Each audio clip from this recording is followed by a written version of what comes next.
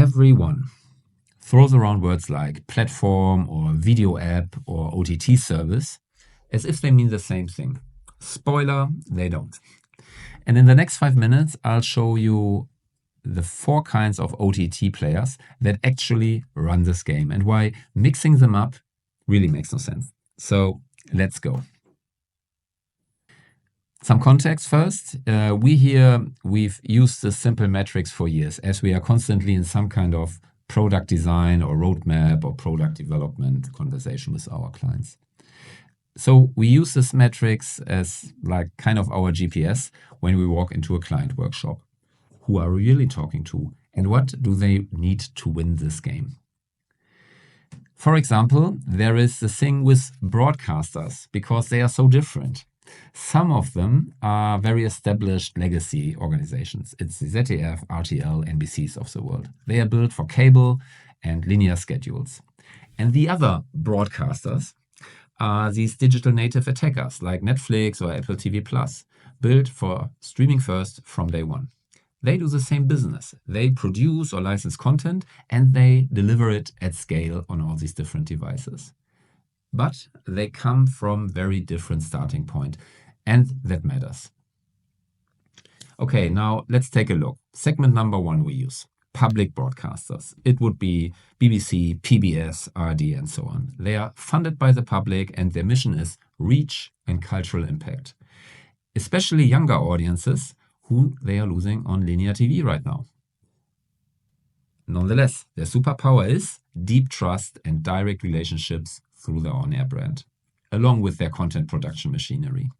The opportunity for them is evolve into full-fledged streamers, next-gen apps, personalized kids spaces, smarter UX, great social media playout, and all that without losing the trust they've built often over decades.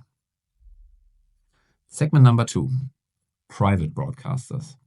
That would be then the commercial side. It's RTL, it's NBC, it's Channel 4. These are profit-driven machines. Their priority is efficiency and monetization. They own big ad sales operations and content libraries, but CPMs on linear are flat or falling in most markets. The opportunity for them? Build lean direct-to-consumer services, unlock user data, add dynamic ad insertion, maybe even launch fast channels. Because every euro saved or earned here flows straight into the bottom line. Segment number 3, a bit similar but different in a specific way. It would be rights holders like sports leagues, movie studios, production companies, esports orgs. They own the content. And for years, they licensed it out. That worked great, but now they ask, and can ask actually, why not go direct and keep a bigger slice of the pie or increase my footprint? The playbook on this is launch a subscription or pay-per-view OTT. Own the user, capture the data, and use it to raise the floor in future licensing deals. Because once you prove you can go direct, every negotiation is A, more fun, and B, shifts in your favor. And then there is this segment number 4, that's different. Now we talk infrastructure. It would be Comcast, Sky, Vodafone, Magenta, name it, Orange. These are the operators and their legacy bundles are under siege.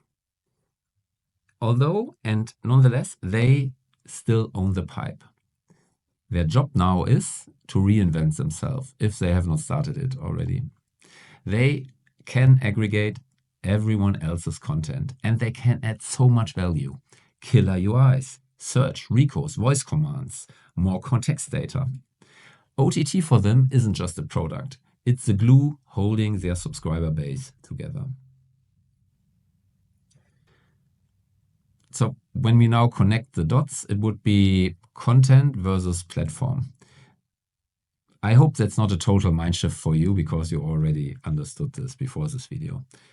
Broadcasters and rights holders would look at this from a perspective like, I need my content to be seen as good as I can.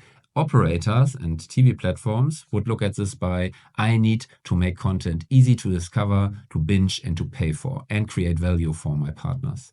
It would be the same video with different roles.